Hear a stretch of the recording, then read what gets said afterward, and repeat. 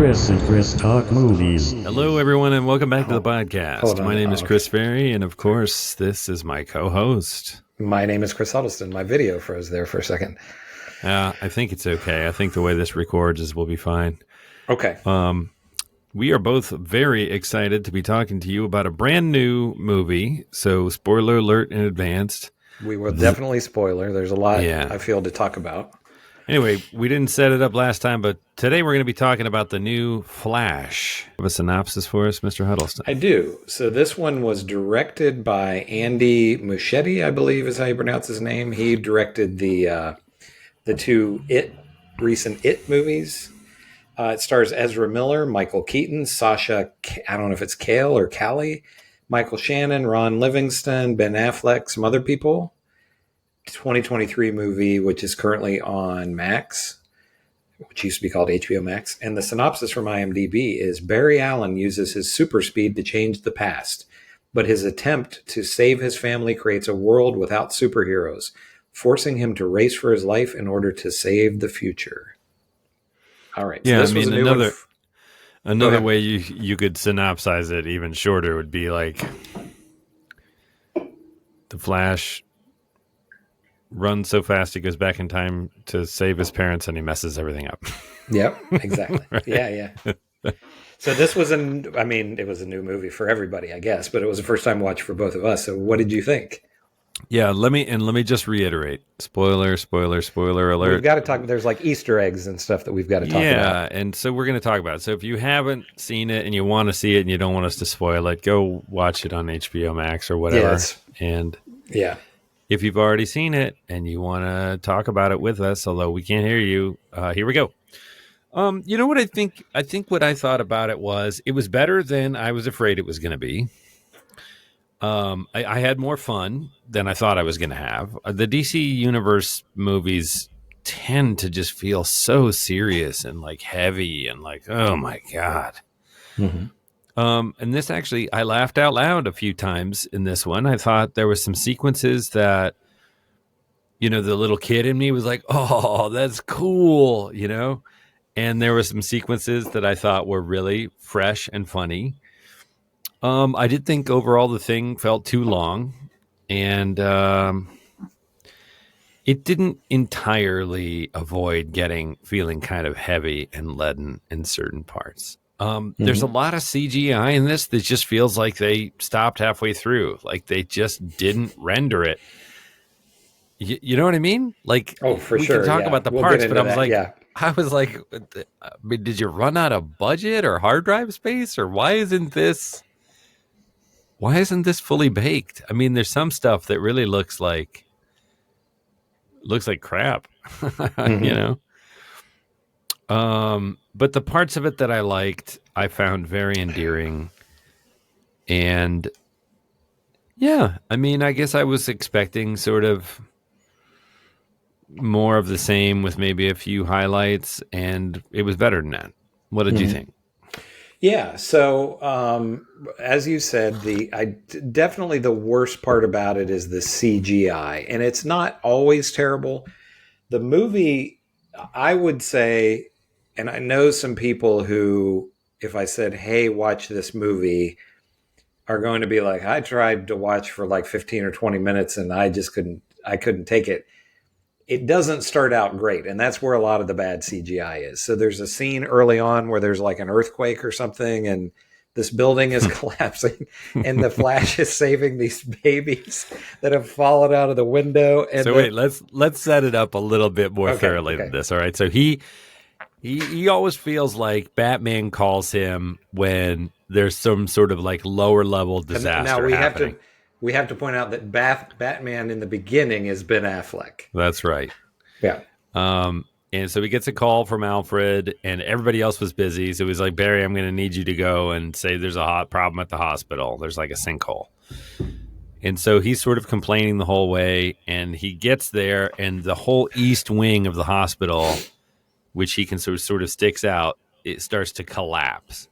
And up at the very upper floor of it is a maternity wing where all the babies are, and there's a nurse that somehow is locked in the unit, and the thing sort of collapses and the floor slides to like 60 degrees and the windows blow out and all of the babies and the nurse and everybody go spilling out into space basically, and this free fall, and they're all screaming, and there's what, 12 like Probably, yeah, something like that. newborn babies and swaddling things falling through the air. And bad CGI aside, I would say it's almost, I mean, the only thing I could think of is maybe it's deliberately cartoony, like they wanted to go for a, I guess, I don't know. Maybe they didn't want you to think like real babies were in peril or something. be I don't too know. scared by it. Yeah, because Yeah. that crossed my mind too, because it's quite a bold scene.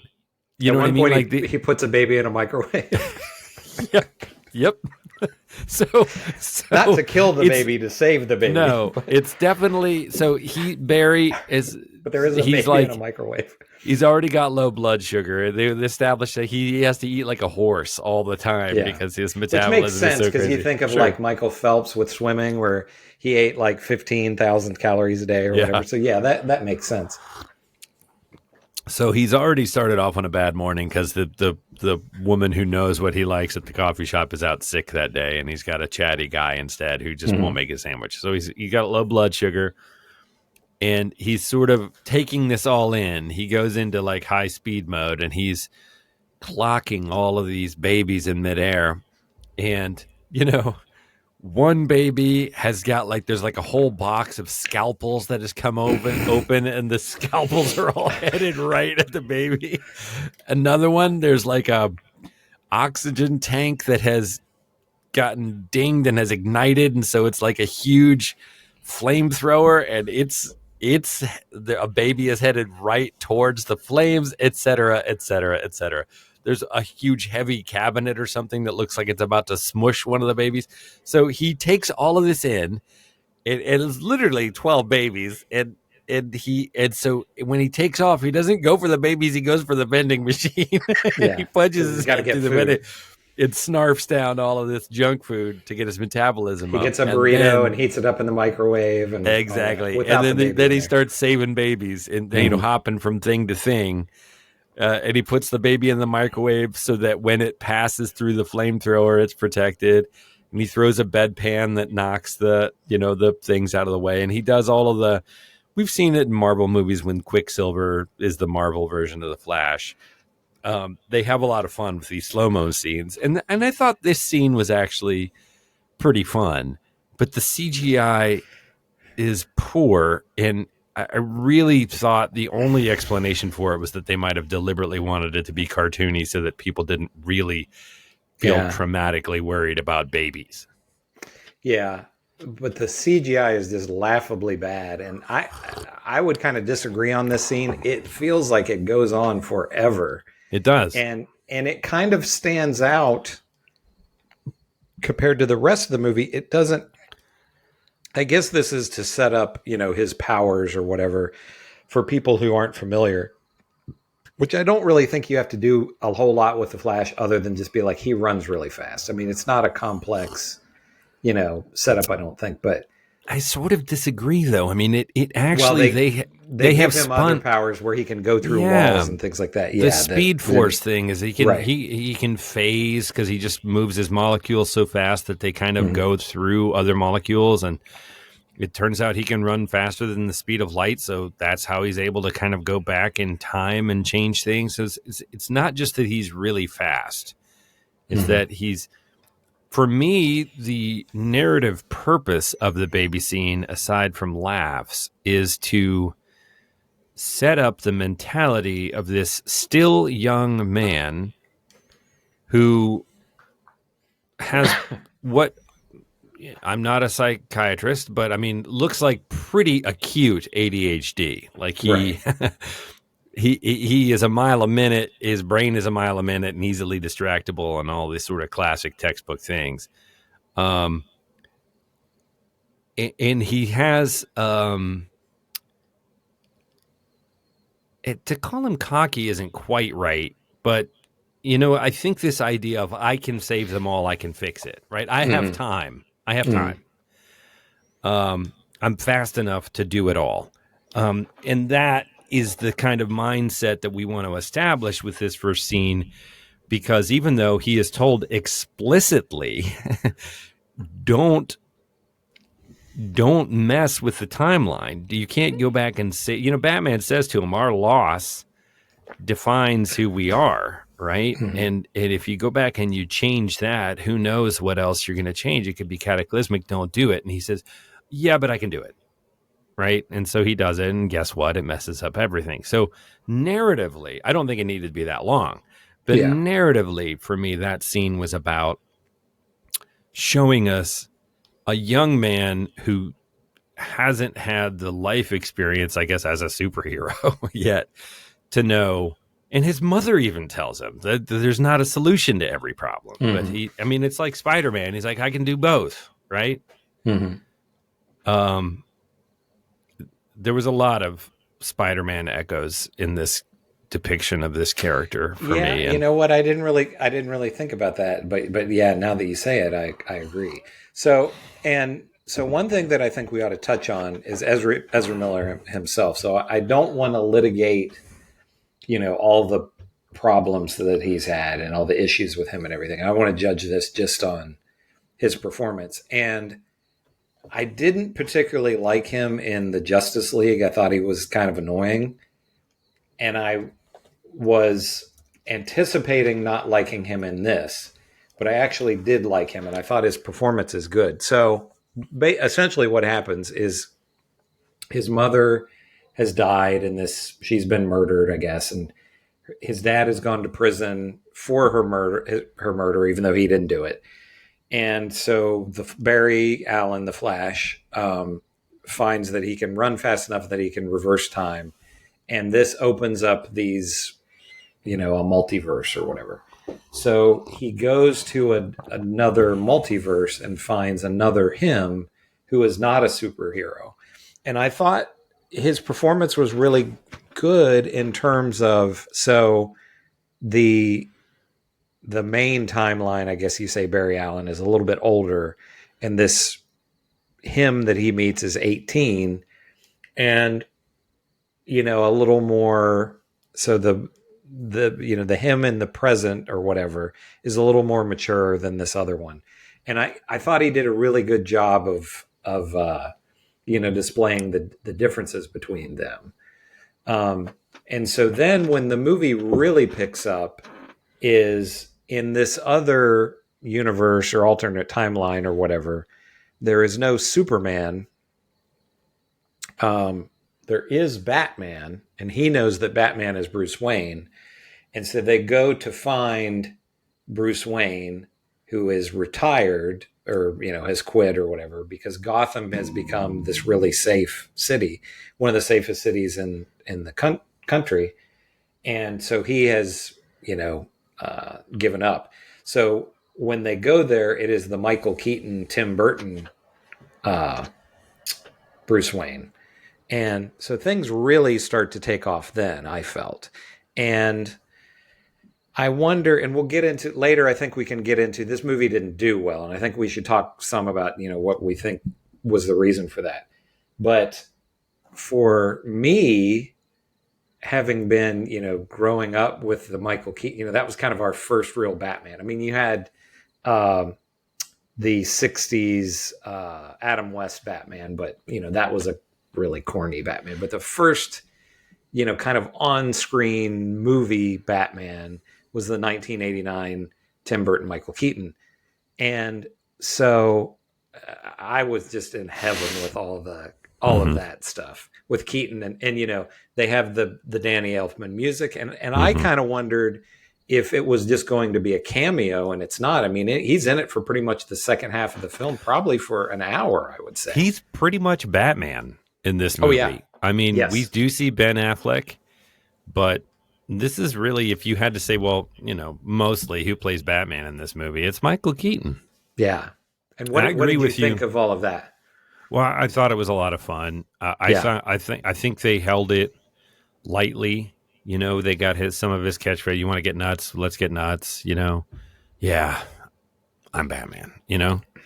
And he has young Barry has roommates that are really funny, right? Yeah, that was funny. That's the moment that he realized that Batman does exist. He goes, so there's no Superman, there's no Aquaman, and the guy's like, is he like a magic mermaid or something like that? He's like, what? No, he's like, he can swim underwater, he can breathe underwater, he can talk to fish, he can like control the water. He's like, so like a magic mermaid. It's literally what you just described.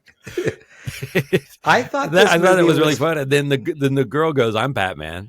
And he turns around and goes, wait, what'd you say? And she's chugging a soda or a seltzer. And she goes, and she belches Batman. Yeah. And everybody laughs. And I just thought, this is so much fun. This is as much fun as I've had in the DC universe.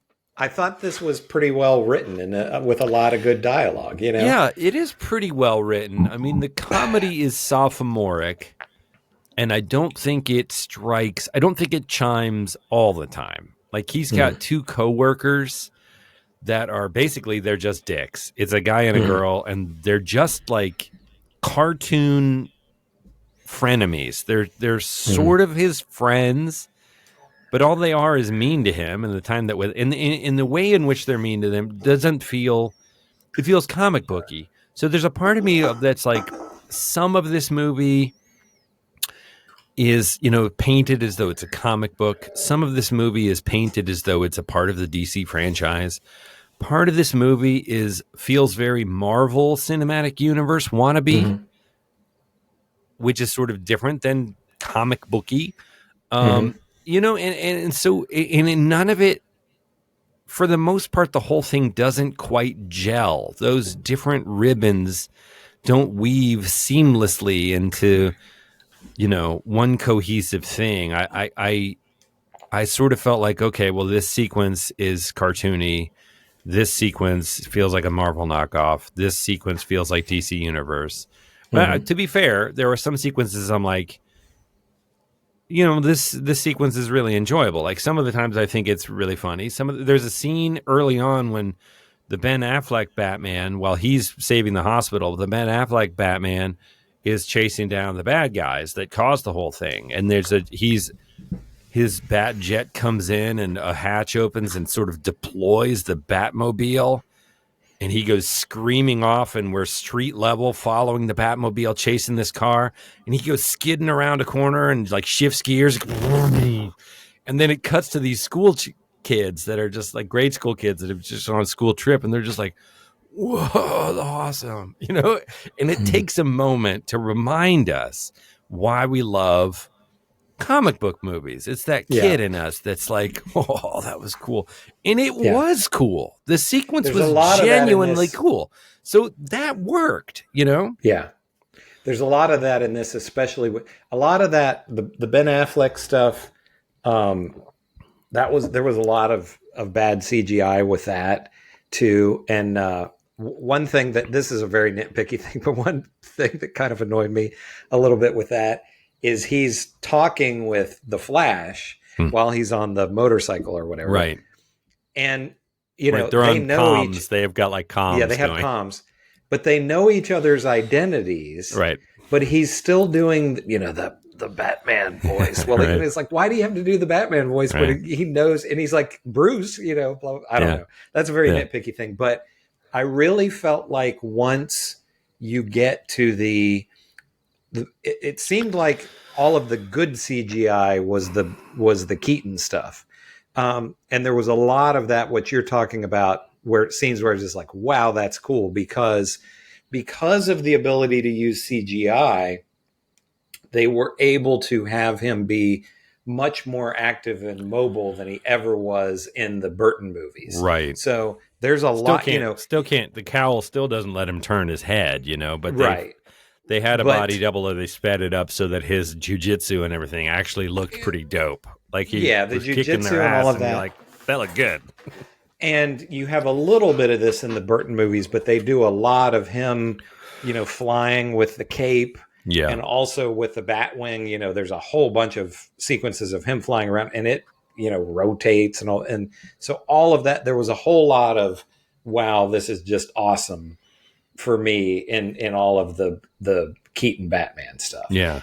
Which I'm getting into an aside here, but I think we should talk about how this movie performed, and it kept me thinking why they couldn't have just done a third Keaton, just made it a whole Batman movie. You know what I mean?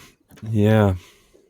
I don't know why. They're always trying to set up a franchise and a spinoff and all of that, but you could have used a lot of the elements of this. Batman's gone into retirement, and you could have even had kind of played with a thing of he's kind of, it's been 30 years since he's been seen, so he's almost just sort of a legend at this point. Right. People don't even know if he was real, but there's this alien, who's invaded, and so Batman's got to come out of retirement. You could have had Superman in this. It wouldn't have had to have been whatever. But we haven't talked about her is. yet. So we've got. Yeah. It's not Supergirl. It's Superman's cousin, but I don't remember the character's name. I'm not sure what she was called. So they They go looking for Superman, and they find a Supergirl, super young woman. I mean, 20 something. And she's pretty badass. She talked one thing. This is an old man comment, but she talked like all of the singers. Damn it! Who's the singer that sings? Billie Eilish. Yeah. Yeah, they all sort of talk. They've got sort of marble mouth thing that they do, and she's doing this too. It's the very a la mode. I'm like, oh wow, and she's super cool. Because she talks in this sort of lazy mumble mouth way, and I don't know, it irritates me, but I'm sure everybody else loved it. But she was pretty badass, and they got to have some fun with her knocking people around. But then, cool. Zod shows up, right? Zod shows up, and it's down to Keaton Batman and this Superwoman and the two versions of the Flash to try and stop him. But he shows up with a bunch of Kryptonians. It's not just him and the big guy who is huge. I'm like, so there's a giant now on your planet? That's what I wondered. Not just a big guy. He's like he's a literal giant. He's like twice the size of anybody else. And that's something that I thought about, because on Krypton, they're just people. They don't have superpowers on Krypton. It's just on Earth that they have the superpowers. So he's a giant guy that I don't know. So it's not just Zod and the big guy and his female lieutenant. It's they have like a whole army. It's a whole bunch of them. And so then you end up having this sort of CGI karate fight where it's basically your heroes and then a bunch of ninjas. It's a bunch of fighters in black that are really hard to beat. And this goes on and on and on. And I very rarely do I find these sequences exciting, because it's all the same. There's moments. The thing that I really like that they did a few times in this film, they kicked it off, is they celebrate just his running, and early on he gets his sandwich and he goes out. He's going to head to the hospital from wherever he is when Alfred first calls him. And he changes into his suit, which he has in his ring, and he does this crazy prep, it's like a speed skater. He gets in position where he puts one hand up and one hand back, and his little visor comes down. It takes a while, And then you hear these kids on the sidewalk, these young teens go, "Whoa, it's a Flash!" and they're fans, right? So that breaks his momentum, so to speak, for a second. But when he starts running, it's pretty cool. They slow the time. They come down to his heel, and it's sort of, and then time sort of slows down, and then he kind of grinds his foot as he's about to take off, and it sort of goes. It sounds like a gun cock. He kind of goes, and then cue the music, and it's like, fast. Pulse, and off he goes. And in this version of it, he's not going like he's running kind of slow-mo like you'd see a speed skater, and everything else is blazing by. And that's a fun introduction sequence where I had the thought, this is why kids love the Flash. There's a certain fan that's like, he's my favorite, because if I had a superpower, I'd want to run that fast, like Dash in The Incredibles, just the joy of, and he runs across the water and he does all of the stuff that, if you could run that fast, you would do. And they set it, it's an easy thing to do in a film, but they set it to this really up-tempo rock and roll music, and you're just, it's like you just drank a Red Bull watching it. You're like, yeah, go, man, go. And so at the end, when the two of them decide they're gonna kick these Kryptonians' ass together, we have another moment like that where they kind of go heel to heel and take off in different directions. Right. I think this movie is at its most effective when it just celebrates the fact that they can run really fast, and all of the other stuff muddies the water a little bit, because at its root, it is really a pretty simple power. Yeah. I don't remember where I started that thought, but the thought I'm having now is, I think the other strength of this is actually him playing against himself, because the older version of himself, the sort of Flash Prime, is a little bit older, lost his mom as a kid, right? And so has grown up with a very different reality. Excuse me. And meets this 18-year-old version of himself whom he resents profoundly, because this kid has had it pretty easy. He doesn't have his powers yet. He's just a sort of typical kid with two loving parents, And I think that the way that they use the same actor to play off each other, like, when we talk about bad CGI, I don't see a screen split. I think the scenes in which they talk to each other is seamless. It's really well done. It's fantastic. And the performance between him and him is great. And the older one of him he's trying not to tell the younger one what happened that he was coming back to. And spoiler alert, the younger one finds out. But they're around the Batcave, and the younger Flash is completely gaga over this stuff. And the older Flash sort of loses his patience and kind of snaps, explodes at him. And they reconcile, right? We get a scene where the younger one's like, look, man, I've done everything you've asked of me, right? You just show up in my life here and you change everything. And I'm just excited. Like, this is pretty cool. Right. And so they have a human moment together that I think really helps. They get the heart of this film pretty good. The relationship with mom and dad is really lovely. And sure, maybe it's a little treacly, maybe it's a little implausibly sweet, but it's sincere, and you really feel what the Flash has lost, and keeps trying to get back. Like, you get the stakes for him.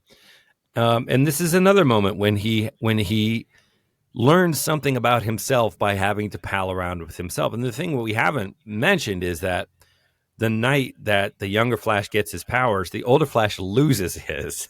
So the bulk of the movie is the Flash, who has learned how to use his powers, is sort of mentoring a younger, impetuous version of himself who doesn't know how this all works yet. And they have a lot of fun with that too. I thought that worked really well. Yeah. So, again, I don't remember when I started rolling on this. I don't remember where I was going with it. But you wanted to talk about the performance. Yeah, I think it's a shame, really.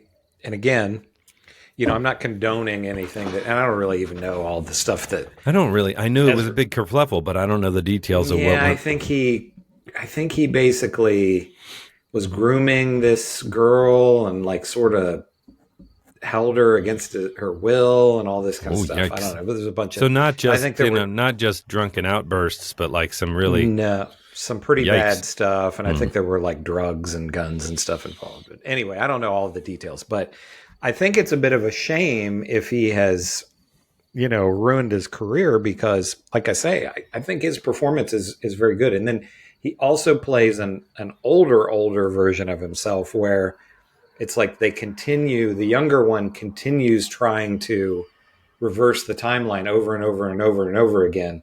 until there's another version that is formed that has just gone through this millions of times and is kind of this monster now. So yeah, I mean, I thought his performance was really good, and if his performance had not been good, obviously the entire movie hinges on him. So I think we should talk a little bit about just what you think as to why this didn't do so, because this only made under $300 million, like 268 million or something like that. And the budget was 250 or something. And, I think of this in comparison to, and I, kind of diss the Marvel movies on here a lot, some of them, but I think the last Marvel movie that we talked about was the second Doctor Strange, which I thought was terrible. And I enjoyed this movie much more than that. And that movie almost made $1 billion. It was like 5 million shy of $1 billion. So, I think it's a little bit surprising to me with DC because, prior to the last 15 years or so, general audiences would have known Spider-Man and the Hulk, basically. They wouldn't have known Iron Man, a lot of these other characters, which are now household names. But DC has Batman, Superman, and Wonder Woman that everybody knows who those characters are. My dad has seen one of the Guardians of the Galaxy movies, and I think if you asked him about the Guardians of the Galaxy, he would be like, I don't know what you're talking about.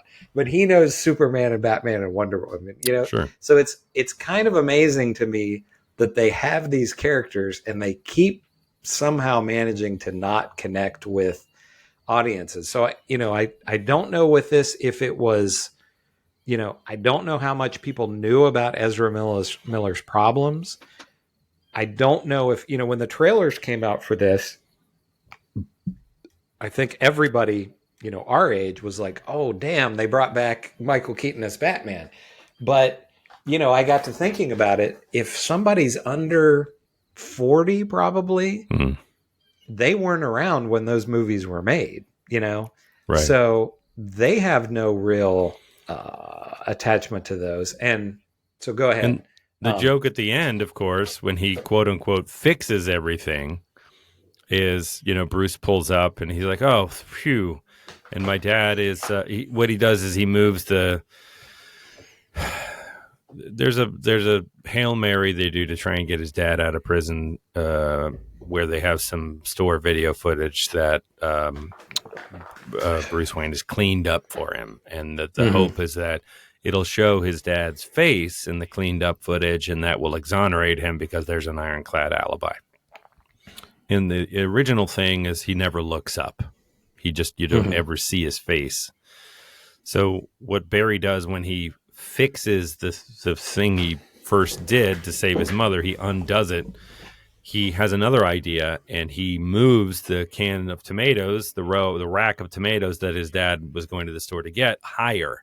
So his dad has to look up to get the tomatoes, and then he gets to the courthouse, and he is exonerated. And it's like, haha, he saved it, and he saved his dad, right? Yay. And then he goes outside, and Bruce Wayne pulls up, and it's George Clooney, right? It's so you go, the joke is, well, you still change something, and they've been having fun with casting all throughout. But I don't know that anybody would remember George Clooney's Batman, right? Even George Clooney would like to forget those Batman. He famously has, he brings it up a lot in interviews that like he destroyed Batman, and all that. But I thought that was the best gag in the movie. But I wanted to ask you about there's when he goes to the different multiverses, there's basically, he runs and then he sort of winds up in this almost like an arena, like a ring with all like the different timelines around him. And there's a scene, and it's purely done for fan service. And on the one hand, I thought it was cool, but on the other hand, it was kind of silly, where it's the different universes are just sort of like planets, like these big balls with people. And then they'll zoom in. And so they have Christopher Reeve Batman, and I'm drawing a blank on her name, but the Supergirl from the 80s, like she comes in behind him, and they're just sort of there. We had the Adam West Batman. You see him for a second. And there's even George Reeves, right? There's the original. There's Reeves. Christopher Reeve's father, the Batman, and there is the Flash from, and I don't even know what that was from, like an old Flash movie from the 40s or whatever, with the kind of Mercury helmet. And yeah. And it's funny because it's in black and white. So is it a black and white universe because it was a black and white movie or whatever? And then we have, again, I mean, these were strictly for fans. And I mean, it was cool that they included in this. And so, a lot of people probably don't know about this, but Tim Burton was going to make a Superman movie with Nicolas Cage. And so it was, they did screen tests for it and everything, and it was scrapped. And there's a documentary, which I've not seen, I want to see, that about all of it and everything. So they even brought the Nicolas Cage, that Superman in, fighting a giant spider. And on the one hand, I thought all of this was pretty cool, but on the other hand, there had to be a lot of audiences that were just like, I don't understand this. Right. Because especially you have young people that might know Keaton Batman, but you have Christopher Reeve Batman, which is even a decade earlier than that, and again, we've got some not great CGI there. So those were cool Easter eggs, but I don't know. How did you feel about that? Did that stuff work for you? Honestly, I was just tired. By that point, we have to say this is a 2.5 hour movie, and it's much too long. And 2 hours would have been fine. 2 hours would have been fine. And I did think that some of that little frosting, they're really sprinkles. Like some of those little sprinkles were kind of fun, but I think they were made too much of. It didn't feel like an Easter egg. It felt like an inside joke. An Easter egg is something you can sort of freeze frame, in my mind. Is something you sort of freeze frame, and you see in the background there's a sign that on the wall that if you didn't know to look for it, you'd miss it, like a little hidden wink somewhere. And these are actually scenes, like these are actually sequences, insider joke sequences. But they're just presented so strangely. You know what I mean? Yeah. It's not like it's even part of the story. It's just it's all CGI. We're going to zoom in on this thing now. Yeah, it's all like CGI. Nicolas Cage is not in this movie. It's a completely fully rendered, and the new Diablo video game or whatever cinematics look better quality than this. It really looks like something I could have done on my computer. It just doesn't make any sense to me. Why? Yeah. I mean, there's got to be a reason. It's not an accident. I don't know if it was a test. If it was to see, like, hey, if people go crazy for this, maybe we can just make movies like this, right? Can we just make a movie with Christopher Reeve? He's dead. We don't have to give him any money. Right? I mean, right. And we own the rights to his likeness or whatever. That is disgusting, but it makes a ton of sense. Sure, yeah. They're going to do it. They're not going to be like, "Oh, you guys are right. That's not fair or nice." They're gonna. Well, do and I mean, it. we covered the new Indiana Jones movie, and they do the young Indiana Jones with Harrison Ford's blessing. He was involved with it, right? But they're for sure. And I mean, I don't know. There was a Tales from the Crypt episode 30 years ago where they had Humphrey Bogart in it, and it's an entire episode with Humphrey Bogart, and he'd been dead for decades when so it's not like this is completely new, but they are going to make movies with, at some point they will. Well, I mean, they had Carrie Fisher in Star Wars after she had died. But there is a line in my mind, sort of like if you do if you did. I haven't seen the Humphrey Bogart episode, but my presumption is they might have used a little live action, body double stuff from the back where you couldn't tell. Like if you needed a shot of him walking into a room and the camera's behind him, you use somebody that could plausibly double for Humphrey Bogart, and all the rest of it is probably existing footage. Yeah. that they from other stuff. And so, if you look at the contract that Humphrey Bogart had with the studio system at that time, that was probably explicitly part of it's like, we're going to use the cuts that we use, but everything else as per your contract, we own that. And so if they're going to then go and use that in another property, legally speaking, you're kind of like, well, I mean, it's gross if you don't, and he's still alive. You don't pay him for any royalties on the new movie for using his likeness, but I could see the argument, the legal argument for it. What I'm thinking about now is just computer generating out of whole cloth somebody's image.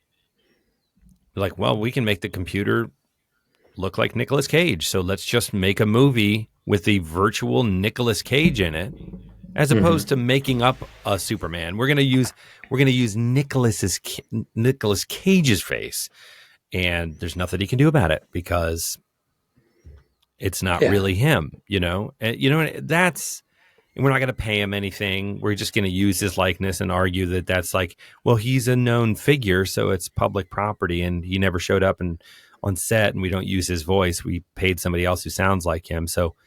Or we computer generated that too. I mean, that's where they're going, is they want their cake and they want to eat it too. They want to capitalize on a star-based film economy, right? They don't want to make it with an unknown. They want to make it with a known thing that's going to pull people into theaters, but they don't want to pay that person. And 100%, I mean... And they're not quite there yet, but I think CGI is going there. I mean, it's clearly going to be there in the next 1 to 5 years. It'll be seamless. If at least 10 years, and they will 100%, it might be 20, 30 years from now. We might not be alive, but they will. Hopefully we might have bigger fish to fry. We might have bigger fish to fry. Yeah, we're not going to be concerned about it. We're on our deathbed. Oh my God, they used Mark Hamill is dead, but they put him in the. I can't believe they would do that. But they 100% will do that. They're going to take like the original Star Wars trilogy characters after they're dead and make CGI, just things of them. So it's going to happen. Right. I don't know. The rich will wash it in their Elysium ring in orbit, while the rest of us literally broiled to death on the planet's surface. I don't know we've talked about this, and I don't want to get into too much of a side tangent, but one of the things that the actor and writer strikes are over is that, and I think they're already doing this. I don't think this is like, planned in the future, but for extras, what they are doing or wanting to do is basically the extra would come in, they would scan them, and they would pay them for 1 day, and then they could use their likeness forever, which is pretty scary when you think about it. It's pretty. I mean, unbelievable. It's just, they already. And I am not a professional actor. Like, I don't make my living as an actor, but I certainly know people that do. There's already so much of the cost that the performer is expected to absorb, right? I mean, you audition. 99% of what you do is audition. You get sides. You spend time working on those sides. You self-tape, right? So they don't have anybody. You're doing all of that work yourself. Are you getting a friend to do it, or you're doing it yourself? Hours of preparation and work. You don't get paid for any of that work. Even if you book the part, you don't get paid for that work. That's just work you do to apply for the job. Right. And they very effectively said, well, we're only going to pay you for the time you show up, right? Well, why would we're going to pay you for a day rate, which might be $350 for the day, that they get to use the specificity that is you in perpetuity forever. Like, would you sell someone your email and social security number for $350? Of course not. Like, why would you let them take a 3D render of your entire body and do that's insane. It's just insane. And they're like, what? You guys are monsters. There's a clip this week that went viral. I've seen like a bunch of people posting it of Charlie Kaufman, the writer Charlie Kaufman and director, I guess, too. And he says in the clip, he said that what they are asking for is an additional about $350 million per year from the studios, which he said you have some individual CEOs making that much money. Right. And he's just like, it's obscene, and you have this stuff. And I stop me if I've talked about this before on the show, but you have some of these actors who I've seen a lot on Instagram or TikTok or whatever. And they said, people are like, you're just a rich actor. And they're like, have been a regular on a series, but I am not rich. Just because you have seen me before doesn't mean that I'm making millions and millions of dollars. And there was one actor that I wasn't familiar with because it was a show that I've not seen before, but he said, yeah, I'm a regular on this show on Netflix, but he said, I drive like a 12-year-old Toyota Camry. He said, I'm not driving around. I get recognized in restaurants. People want to take selfies with me. Mm-hmm. And I'm like, it beats working at a cubicle job for me, but I'm like, this show will end, and I'm not sitting pretty. You know what I mean? Like when this show ends, I'm not driving around in a Rolls Royce, and living in a mansion. He's like, I'm living in a regular home, and it's in LA, which is expensive, and I've got an old Toyota, and I'm hoping that I will have another job, after this. Yeah, so it's this is again, actually not to get off on a tangent. No, but as a producer, this is what I try and tell my director friends who want to make something and they want to try and get a recognizable face or an established professional actor versus just casting a friend or, and, if you're going to do something like that, you're going to do a union shoot because they're in the union. You want to pay them the union rates, and that's more expensive than just hiring your friend or your brother-in-law. But I said, you might be surprised. A lot of quote unquote recognizable faces, not Brad Pitt, not A-list, not the Cinderella tier superstars, but people that you would recognize from shows. And especially if they're of a certain age, if they've been working for 10, 20, 30 years and they are aging into where there's only roles for like granddad or like crusty old woman next door or something. They haven't willingly retired. There just isn't the work for them anymore. Mm-hmm. They'd be delighted.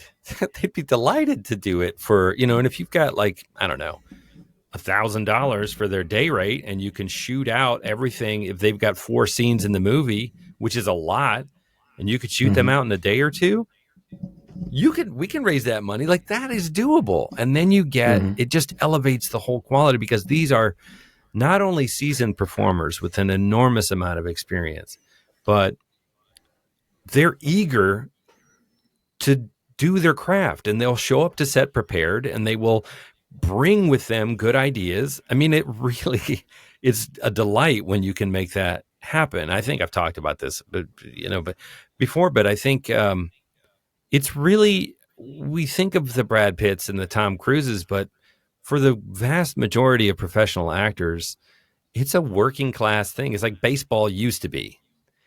It used to be an honest living where these guys weren't multimillionaires. It was just like, hey, it's great to be able to play the game I love and make a living at it, And I think most actors live in that zone if they are able to make a living at it. 80% of the people in the union don't even qualify for the benefits. Which you have to make like a certain 20,000 or 25,000 a year. Yeah. It's not a high bar to qualify for the health care, right? But you do have to make, I don't know, $20,000 to $30,000 as an actor in a year. 80% of the people in the union don't meet that mark. So you're just actors. You're like, well, it's a grind, man. It's not. And it's just incredible that it's not just the studios, but it's just large companies in general where you think, okay, the CEO makes $100 million a year or whatever. And he or she could make $50 million a year and everybody in the company could have, X number of dollars more that they're making. Right. But they can't get by on $50 million a year. That's right. That's right. The difference in a person's quality of life, and of course this varies wildly, but the difference in an individual's quality of life, if they are making $50,000 a year, and you say, you know what, we're going to give you a raise, you're going to make $75,000 a year, right? That's half again as much as you're making. But the difference between let's say you've got a wife and you guys are going to have a kid, and she's staying home to take care of the kid, right? And you're making $50,000 a year. Imagine what happens to your quality of life if suddenly you're making 75. Palpable difference, right? Mm-hmm. That is maybe a second car. That is maybe a home with yet another bedroom, right? So you might, instead of a 2-bedroom, you might be able to have a 3-bedroom. Big life-changing difference. The difference between making $50 million a year and making $75 million a year in terms of what it does to your day-to-day living, I mean, it's meaningless. It's meaningless. You're going to go eat at 5-star restaurants. Either way, you're going to own a yacht. Either way, you're going to be able to fly private jets. Either way, going from 75 million to 50 million, what is it? I mean, so you're like, well, I won't be able to get that 12th house, because these people find ways to spend money on stuff they can never use just to not pay tax on it. And they mostly just put it away, That's just tens of millions of dollars. I mean, there are people now that make hundreds of millions of dollars a year. And then, of course, we've got the Elon Musks and the Bezos who are making hundreds of billions of it, which is just mind-boggling. You can't even... They have space programs. I mean, that's the bumper sticker I keep going back to. They have more money than countries, Yeah, that man has a space program. It's just insane. Italy doesn't have a space program. Yeah. So anyway, I mean, this is turning into a socialist podcast, but I think things have gotten so extreme in this country that, and I'm not anti-capitalist, but competition is the beating heart of capitalism. You have to have good, thriving, diverse competition in the market to keep things working for everybody and keep the economy going. And we just don't. Everything's monopolized now. Everything's owned by 5 companies. And I think this is sort of removed from the argument about the studios, but I have a business, and to me, it's very short-sighted to be a business owner and want to have all the money. Ideally, if you're selling things, you want to have as many people where you live who have money to buy your products as possible. If you own a company and everybody around you is poor, they can't buy your stuff. Just from a purely selfish standpoint, you want there to be people around you with money so they can buy things. Right. I don't know. Of course, it's the government that is supposed to regulate all this, but right. The government is compromised. The government's been bought, and to a sufficient degree that it's at least stymied. Yeah. And that's a real problem. I don't know how we get out of that, but the government is supposed to come in and break up these monopolies. That's what is. If any writers there are writers and actors, you're an actor. But if, writers and actors who are striking, if you listen to the podcast, I don't want to speak for you, but I hope that you are able to win out. And I hope that this doesn't stretch into Christmas time like the studios want it to starve you out, Yeah, really, really cruel tactics. It'll end eventually. Because people want it.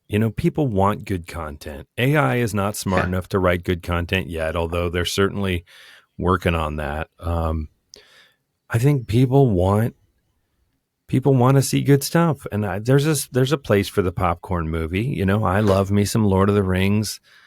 I'm a little fatigued on the Marvel universe. We're talking about the Flash. But we're talking about the Flash.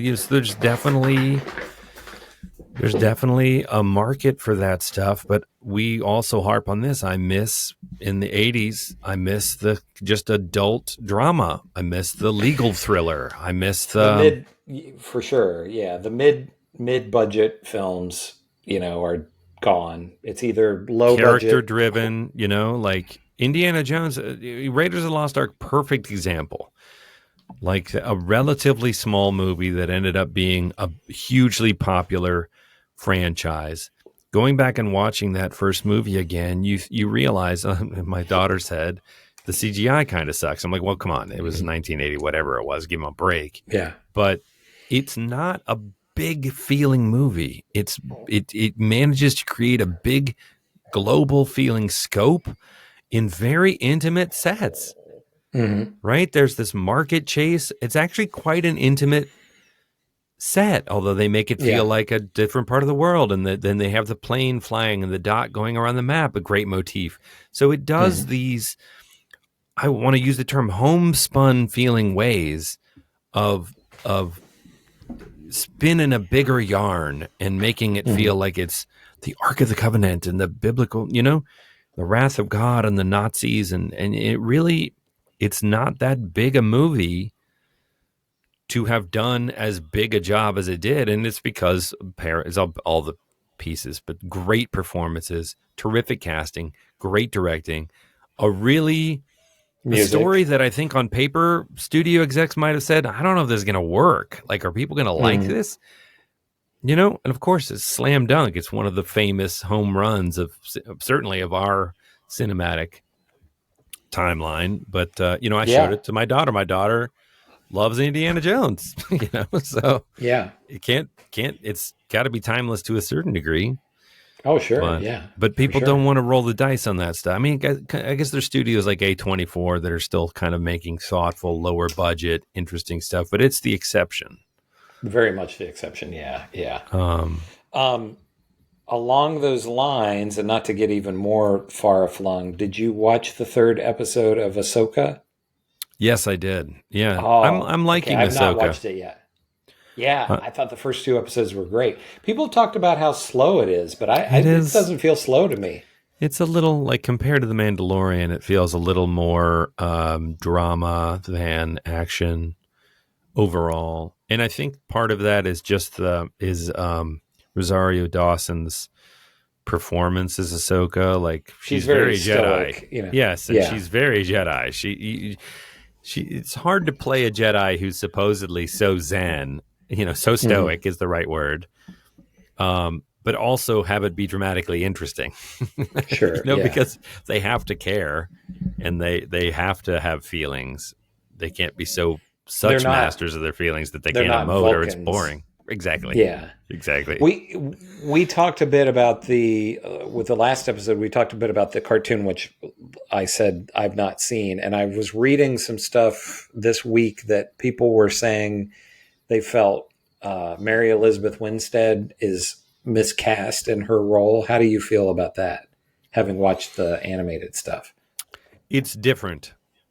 She's grown on me because I think that actor does a good job of primarily what she does in the first three episodes is we see her care about her friends. We see her care about Ahsoka and the rest, and I find that convincing. I find her green hair tentacles, whatever they are, a little distracting. As Ahsoka's sort of hair thing is a little distracting in live action. But it looks kind of rubbery, She's depicted, I think I said this earlier, there's a kind of an earthier quality to the animated performance, a more maternal. She's tough as nails, but she's kind of the den mother of this crew that's flying around. That I don't see in this performance, that I missed a little bit early on, but I think this actor is making it her own. And it's mostly just the prosthetic headpiece that I find. Yeah. It just doesn't look good. The numbers have been pretty low compared to The Mandalorian and Obi-Wan. I don't know if it's just because it's lesser known characters or fatigue or what. But like I've said, I'm really enjoying this a lot. Yeah, And those would be my guesses. Those would be my two primary guesses. Is that just people don't know the property as much, and plus, I also think that the Mandalorian stuff is just more action packed. I mean, it's really spaghetti western, so there's a lot of those moments, and this does not have that. Yeah, I think with this, I just like the set design so much, and the design of the the evil droids and all of that, and the lightsaber battles. I really like the evil Sith or whatever they are, So I only watched an episode or two of Andor and never finished it. And like I've said before, I didn't think Obi-Wan was very good. But I'm really, I gave this one a chance. I was just like, I don't know, and I'm really into it so far. Ewan McGregor showed up for Obi-Wan. I'll give that. Obi-Wan, yeah. I felt bad for Ewan McGregor because he gave it his all, and Hayden Christensen was fine. I don't have anything against him, but it just seemed cheap to me. That was my big. It just didn't look like the budget was on the screen. But so back to The Flash. Is there anything that we haven't talked about with it that you want to get to? No, I mean, I think we're about at time here. I think that those are the pressing things. As DC movies go. Yeah, I'd give it a thumbs up. I prefer the Marvel flavor. I didn't really ever collect DC comics. I collected Marvel comics, but I think this one was more fun than many of the other DC properties, and that's what won me over with it. Mm-hmm. I've always liked both. I mean, I was definitely more into Marvel as a kid, but I bought DC. I bought Batman and some other. I would occasionally buy a Superman comic and some other things, but I thought Marvel is just such a brand now, and they just feel so generic to me at this point. And I felt like this had one thing that some of the reviews that I read, they talked about, they were like several people that I saw said, "Oh, this was such an ugly movie." And I felt like this had more style than a lot of the Marvel films have had. Again, we talked about CGI problems, but overall, it definitely touched those nostalgia buttons for me with all the Keaton stuff, which I'm a huge sucker for. I loved all of that.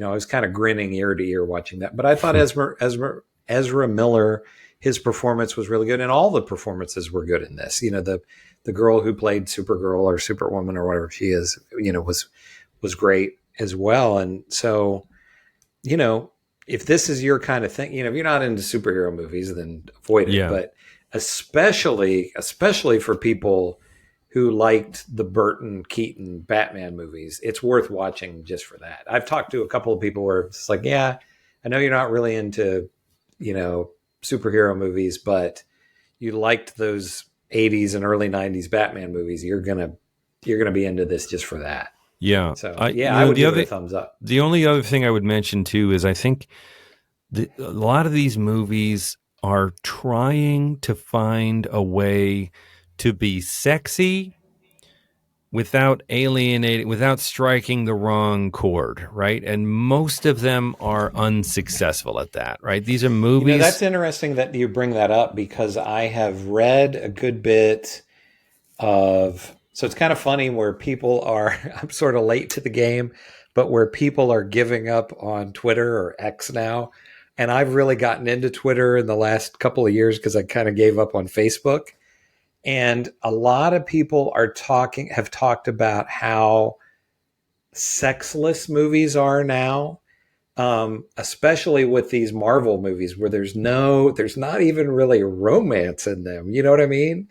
And which is it's not like we need full on nude love scenes in these movies, but it is a little bit weird that there's not really any kind of, it's so much of the source material, right? I mean, look at the superheroes in whatever you want to say about comic books. The people who draw comic books have really studied the human form, right? And these outfits are skin tight. I mean, they basically just are drawing nudes that they then take all the genitals and nipples off of and they colorize it.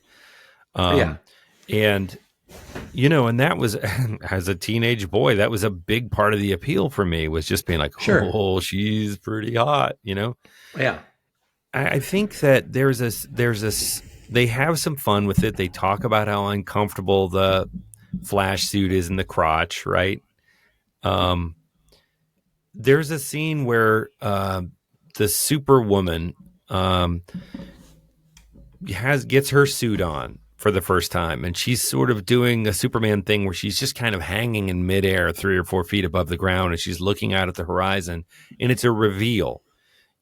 Flash comes walking up to her, he's behind her. He comes walking up and he's like, oh, hey, are you feeling better now? And there's just sort of this reveal. She's not in a sexualized pose, but it's just this reveal of her body, and she's gorgeous in a sexy way. It just showcases how beautiful the human form is. Like, she's incredibly fit, and the message is there's this potency to it, right? This power is manifest in the human body, and I'm like, that's it.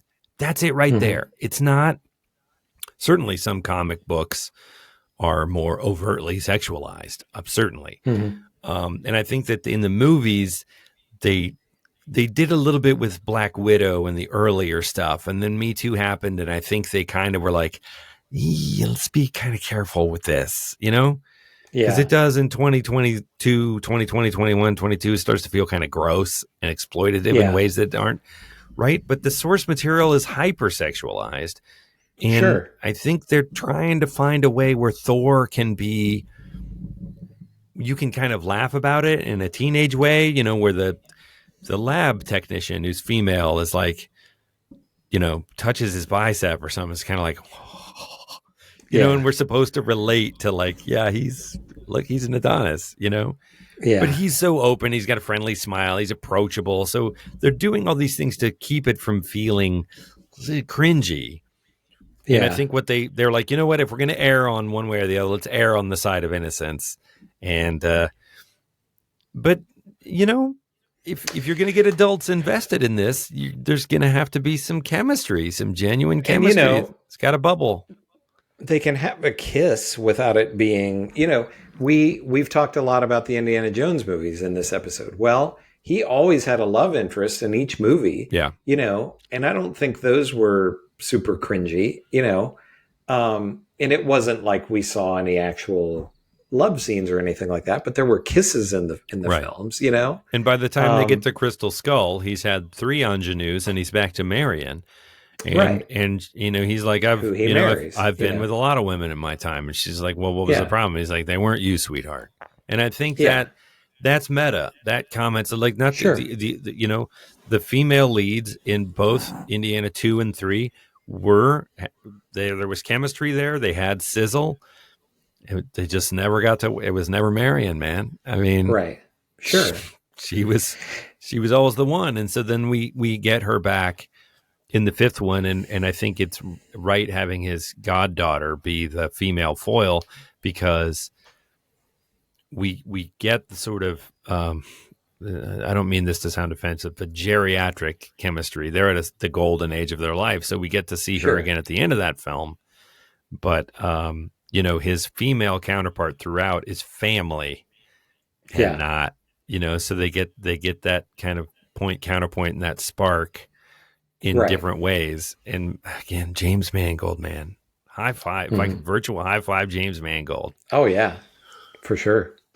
Anyway, we're going on and on, but I don't know what we want to do next, but we're going to do The Wrestler soon. The Wrestler, yeah. Okay, cool. Yeah, we not averted. That isn't really the diverted our attention. Because we were going to do The Wrestler, and then I saw that The Flash had dropped, and I knew you'd already seen it, and I wanted to see it, so I said, "Hey, let's." I watched it try again. this one. I watched it again last night, actually, so it's fresh in my mind. Yeah. So I think it's 2 thumbs up from from us, Yeah. I would recommend it. Yeah, and I mean it's not So. it's not the kind of, sometimes we give it 2 thumbs up and we're like, guys, if you have not seen this movie, you got to go see this movie. I don't feel that strongly about it, but No. I enjoyed it. I've watched I it did too. twice now, so it's like I had fun with it. Excuse me. excuse me. Yeah. Chris and Chris Talk Movies at gmail.com. That's our handle. We're on the socials. Like and subscribe, blah, blah, blah. All that great stuff. Thanks for watching. We're going to watch The Wrestler, very different film. I can't believe I still haven't seen it. But yeah. So if you want to watch that one, about. if you want to watch that one with us for next time, I'm sure there's going to be a lot to talk about. And I mean, I guess unless you have anything else you want to add here at the end? No, I think that's it. Then Chris and I will talk to you all next week.